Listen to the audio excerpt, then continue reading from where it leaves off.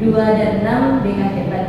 Kebetulan saya di sini Jepri Sukma Adiastri. Pada kesempatan kali ini saya sebagai calon fasilitator daerah BK sedang mengikuti BIMTEK. Nah, di mana dari BIMTEK tersebut ada beberapa kegiatan yang harus saya lakukan sepulang dari BIMTEK tersebut. Yang pertama, saya harus melakukan OJL 1, OJL 2, dan berbagi praktik baik. Berdirinya saya di sini bukan untuk mengajari Bapak Ibu, karena tentu Bapak Ibu lebih punya banyak pengalaman. Tetapi pada kesempatan kali ini, marilah kita bersama-sama untuk sharing dari kegiatan BIMTEK dalam fasilitator untuk guru BK Hebat. Urgensinya adalah yang pertama, ini pendapat dari Bapak Menteri kita dan juga Ibu Dirjen, di mana urgensi dari 7 jurus guru BK Hebat ini sebenarnya untuk semua guru, yang pada dasarnya nanti implementasinya nanti bukan hanya sekedar di sekolah, tetapi juga suatu saat nanti akan diimplementasikan ke sekolah-sekolah yang tidak ada guru BK-nya. Itu di mana? Di SD. Nah, pertama saya implementasi dulu di sekolah saya sendiri.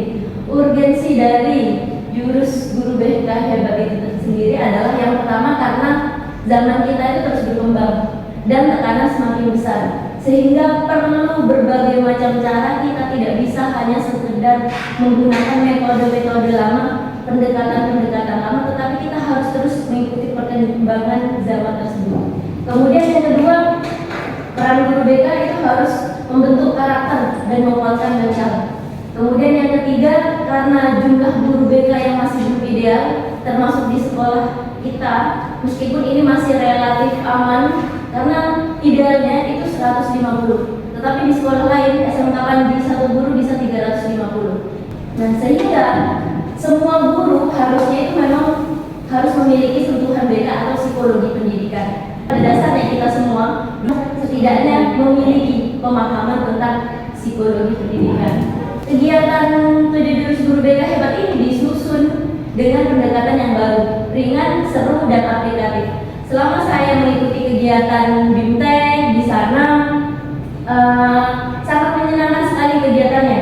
Metode atau pendekatan pembelajarannya sekarang yang baru yang sedang dikembangkan adalah metode pendekatan ARK. Aktivitas, refleksi, konseptualisasi, hingga ke aplikasi. Nah, di mana salah satunya, kalau Bapak Ibu pernah mungkin melihat story saya, konten-konten saya ketika BIMTEK itu ada lagunya 7 jurus guru BK Hebat. Nah, dibuat kegiatan itu menjadi ringan, seru, dan aplikatif. Kemudian target besarnya apa? Nanti kurang lebih di akhir tahun 2026 semua guru bisa menjadi pembimbing sejati, utamanya di sekolah yang tidak ada guru BK-nya. Sasarannya nanti itu sampai ke SDS. Kemudian yang ketujuh, sekolah menjadi ruang yang aman, nyaman, dan menggembirakan. Nah, untuk 7 jurus guru BK Hebat itu ada apa saja? Yang pertama ada kenali potensi. Kenali potensi ini adalah tahap awal. Kenali potensi itu yang biasa saya lakukan adalah melakukan assessment. Kemudian yang kedua itu adalah kelola emosi. Kemudian yang ketiga, tumbuhkan resiliensi. Resiliensi adalah daya lemah. Kemudian yang keempat adalah konsistensi. Kemudian yang kelima, jalin koneksi. Lalu yang keenam, bangun kolaborasi, dan yang ketujuh, menata situasi. Nah, dari ketujuh jurus guru BK Hebat ini terbagi dalam 2 aspek. Aspek 1 sampai 5 itu aspek kepada murid.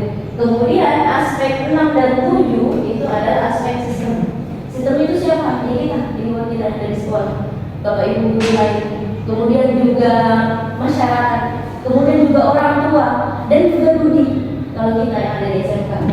Yang saya pilih pada kesempatan kali ini ketika OJL, saya memilih dua jurus. Yang pertama kelola emosi, dan yang satunya adalah bangun kolaborasi. Satu aspek untuk murid, satu aspek untuk lingkungan atau sistem. Nah, untuk kelola emosi itu saya tidak milih ngasal sebenarnya. Saya tidak milih ngasal karena memang seperti yang Bapak Ibu tahu bahwa pada aspek sebelumnya, pada jurusan pertama adalah kenali potensi. Itu biasanya kami lakukan di assessment. Karena saya sudah melakukan need assessment, sehingga saya tidak mungkin melakukan kenali potensi lagi. Net assessment yang saya lakukan seperti saya menyebar angket kebutuhan mereka, apa saja permasalahan mereka. Kemudian habis itu juga ada tes riaset yang mungkin Bapak Ibu sempat lihat, saya sering share di grup siapa yang masih belum mengerjakan tes riaset. Kemudian habis itu ada tes kesehatan mental. Ini yang satu sudah saya kerjakan, sehingga tidak mungkin melakukan penalih potensi lagi. Kemudian dari hasil net assessment tersebut muncullah beberapa kelas. Di kelas 11 itu memiliki kebutuhan yang sangat tinggi pada mengelola emosi, di mana ada satu pernyataan di situ, saya masih belum bisa mengelola emosi. Nah, itu sekitar di atas 50%. Itu ada di kelas yang tertinggi, itu ada di kelas TKJ dan angka.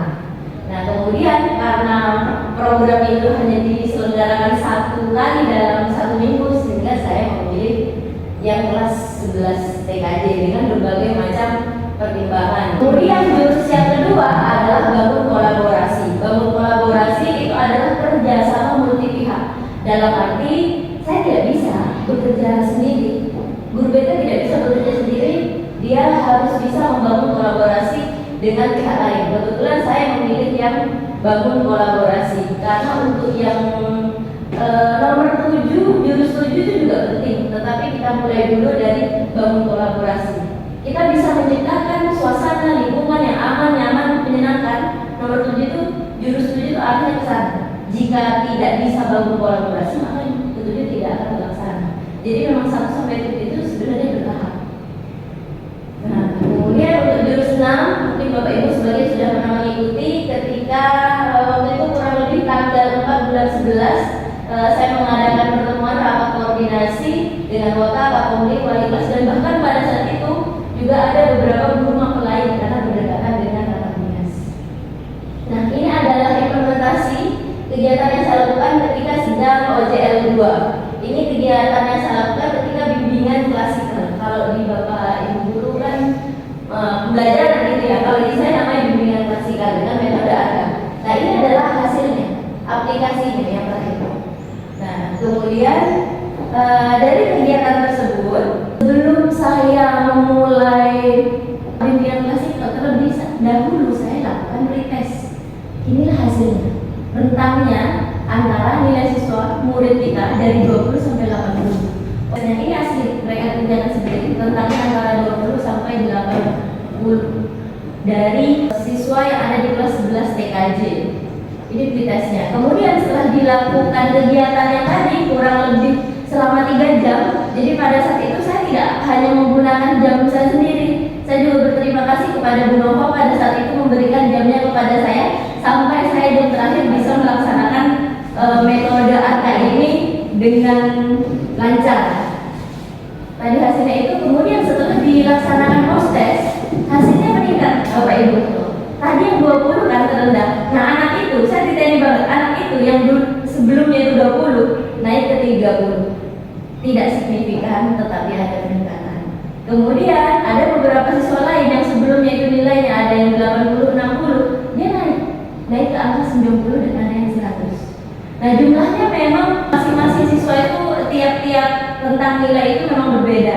Tetapi dari sini terlihat bahwa alhamdulillah akhirnya di kelas 11 TKJ mereka setidaknya mampu memiliki peningkatan pada kelola emosi. Saya tidak bisa jelaskan satu persatu di dalamnya ya, tetapi Bapak Ibu mungkin kalau sempat mengajar di kelas 11 TKJ, mungkin Bapak Ibu pernah sempat mendengar mereka menyampaikan teknik iMessage.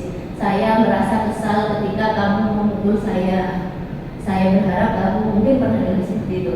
Atau yang kedua, Bapak Ibu pernah melihat ada gambar emoji smile, kemudian pilihan perilaku yang harusnya mereka lakukan. Nah, itu adalah salah satu bentuk dari hasil aplikasi kelola emosi. Nah, lalu selanjutnya ini adalah implementasi atau OJL kedua, yaitu dengan bangun kolaborasi yang sudah diselenggarakan pekan lalu. Tentu saya juga banyak berterima kasih kepada Bapak Ibu guru pada saat itu sangat suportif sekali, terbuka sekali ketika menyampaikan permasalahan siswa yang ada di kelas. Nah, dari data tersebut, kalau yang bangun kolaborasi, dari pertemuan itu ditemukan ada 27 kasus yang disampaikan oleh wali kelas. Kemudian 5 diantaranya pada pekan itu juga itu kami lakukan komisi pelaksananya saya, guru BK dan wali kelas. Kemudian ada 1 pemanggilan ke sekolah itu dilakukan oleh saya dan wali kelas. Kemudian ada 3, yaitu ada komunikasi antara wali kelas dengan orang tua saja karena ada level-level masalahnya. Jadi pada bangun kolaborasi di situ kita membuat alur penanganan masalah di mana alur-alur tersebut ada tier 1, tier 2 dan tier 3. Nah, kemudian 17 sisanya itu koordinasi internal antara wali kelas dan guru mapel. Nah, kemudian apa yang sudah saya lakukan dari bangun kolaborasi tersebut ya itu tadi saya membersamai wali kelas untuk visit dan pemanggilan. Kemudian ada tentu hasilnya bermacam-macam ya Bapak Ibu. Ada yang mungkin memutuskan untuk mutasi, ada yang melanjutkan, ada yang ingin melanjutkan tapi sampai saat ini masih belum hadir. Bahkan sempat ada salah satu diantaranya yang langsung kami follow up 1 minggu setelahnya. Nah, kemudian saya juga sebenarnya saya merancang RPLBK konseling individu untuk masing-masing siswa, tetapi tidak bisa saya laksanakan sekarang juga karena siswanya masih menuntaskan ASTS. Kan siswa-siswa ini kan yang pada umumnya tidak lengkap ASTS-nya, sedangkan mereka harus dikejar waktu, sehingga pada pekan ini mereka harus menyelesaikan ASTS-nya dulu, baru nanti pekan berikutnya saya laksanakan konseling individu. Kemudian, nah ini refleksi saya. Jadi pada OJL pertama itu waktu pelaksanaannya kan 1 minggu, sedangkan waktu yang saya miliki itu hanya 1 JP atau 35 menit. Nah, sehingga itu menjadi hambatan bagi saya. Kemudian juga ada tantangan di mana kehadiran murid kita itu kan agak sulit kan, sehingga itu menjadi tantangan bahwa membutuhkan kehadiran penuh murid dan manajemen kelas agar menciptakan situasi yang aman, nyaman dan menyenangkan. Karena jamnya jam siang setelah zuhur. Tentu itu menjadi tantangan tersendiri buat saya bagaimana caranya supaya kelas itu mereka bisa aktif. Nah, sehingga solusi saya yang pertama adalah meminta JP jam pelajarannya milik maklum setelah BK sejarah Bu Nova untuk meneruskan layanan pendidikan klasik agar alhamdulillah berhasil.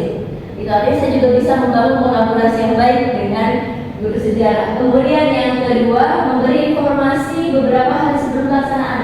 Ya, jadi saya beberapa hari sebelum pelaksanaan layanan ini saya sampaikan kepada siswa nanti pada tanggal sekian hari Rabu kalian setidaknya bajunya rapi, semua harus masuk karena kita akan laksanakan kegiatan bimbingan klasikal yang divideokan, saya sampaikan begitu. Dan juga saya mempersiapkan media yang menarik karena kebetulan pada saat itu karena kelola emosi, jadi saya menggunakan beberapa media seperti menggunakan sticky note, kemudian juga media pembelajaran yang menggunakan proyektor sehingga mereka lebih antusias. Ya, ternyata memang lebih antusias ketika menggunakan proyektor dan alat-alat yang seperti itu. Kemudian OJL 2 ada hambatan. Awalnya ruang pertemuan yang belum ditentukan. Awalnya kegiatannya itu misalnya di sini, tetapi karena di sini tidak memungkinkan karena penggunaan AC, kemudian di sebelah saat sedang TKA sehingga dilaksanakannya di ruang guru. Kemudian tantangannya komitmen pihak terkait Bapak Ibu guru yang diundang, nah dan juga dalam menyepakati alur penanganan itu menjadi tantangan tersendiri dan jadwal home visit dan pemanggilan orang tua yang padat karena mengingat koordinasinya, kolaborasinya bukan hanya dengan 1 wali kelas tetapi dengan 12 wali kelas. Kemudian solusinya adalah menggunakan ruang guru sekaligus sehingga berbagi dengan rapat dinas. Tetapi tidak apa, alhamdulillah kalau semua guru sampai ikut, dalam arti alur penanganan masalah itu tidak hanya disepakati oleh beberapa orang saja, akhirnya disepakati oleh semua warga sekolah tersebut. Dan yang kedua adalah komitmen bekerja sama. Alhamdulillah kegiatan tersebut karena banyak yang mengikuti dan pada saat itu Bapak Ibu suportif sehingga ada komitmen untuk bekerja sama, menyepakati alur penanganan dan meluangkan waktu untuk home visit dan pemanggilan orang tua. 6 wali kelas langsung di pekan kemarin, sehingga itu adalah peningkatan dari kegiatan-kegiatan saya sebelumnya ketika berkoordinasi seringnya baik sayanya atau wali kelasnya kadang kami punya kegiatan sendiri sehingga home visitnya itu sering mundur-mundur. Tapi alhamdulillah minggu kemarin itu langsung dijadwalkan pekan itu juga. juga. Bahkan ada satu siswa yang kita lakukan home visit lagi per 1 minggu setelahnya. Jadi manfaat implementasi yang saya lakukan kemarin adalah akhirnya adanya penciptaan iklim sekolah yang positif, baik seluruh ekosistem di sekolah termasuk guru non BK berkolaborasi menciptakan lingkungan belajar yang aman, positif dan menyenangkan. Kemudian adanya pencegahan masalah psikososial dan mendukung perkembangan yang holistik. Mungkin Bapak Ibu ingin menanggapi, dipersilakan. Mungkin yang kemarin juga sempat bersama saya visit. Oke, Bapak Wakapur, ya, tanggapan Bapak Wakapur. Terima kasih.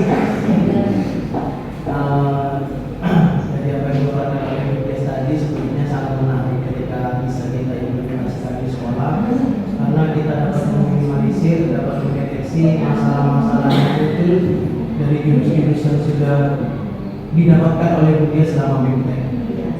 Alhasil jika itu nanti akan bekerja secara maksimal di sekolah kita, dan saya yakin segala masalah dari yang terkecil sampai mungkin masalah yang sangat besar akan bisa selesai dengan cepat sesuai dengan solusi-solusi yang sudah didapatkan oleh BPS. Apalagi tadi jurus guru BK ini juga sudah sangat bisa memanfaatkan potensi-potensi yang ada di sekolah, baik dari murid, baik dari guru. Seluruh masyarakat yang ada di sekolah bisa bekerja sama untuk menyelesaikan masalah-masalah yang ada di sekolah.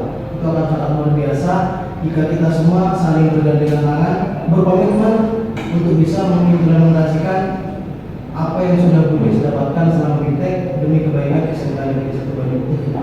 Alhamdulillah, terima kasih banyak Bapak Wakapur Tariza atas dukungannya. Sudah cukup ya? Baik, saya ucapkan terima kasih banyak kepada Bapak Ibu yang telah hadir dalam pertemuan kali ini. Besar harapan saya bahwa kolaborasi di antara kita pada dasarnya jangan hanya berhenti di sini saja. Sebenarnya masih ada satu PR lagi yang tertuju. Saya kalau bisa tujuh-tujuhnya ingin saya implementasikan. Harusnya semua, tetapi karena pada kesempatan kali ini memang tugasnya 2 dulu, jadi 2 ini yang harus saya kerjakan. Tapi nanti kedepannya saya ingin merancang jurus yang ketujuh, karena di situ nanti ada bahasan mengenai kita menganalisis ancaman, tantangan, dan potensi yang kita miliki. Nah itu memang fokusnya memang kepada sistem yang ada di sekolah. Jadi besar harapan saya kolaborasi yang terjalin di antara kita tidak berhenti di sini saja, tetapi kita teruskan demi kebaikan sekolah kita bersama. Saya ucapkan terima kasih atas kehadiran Bapak Ibu sekalian. Saya akhiri, wassalamualaikum. Tumbuh di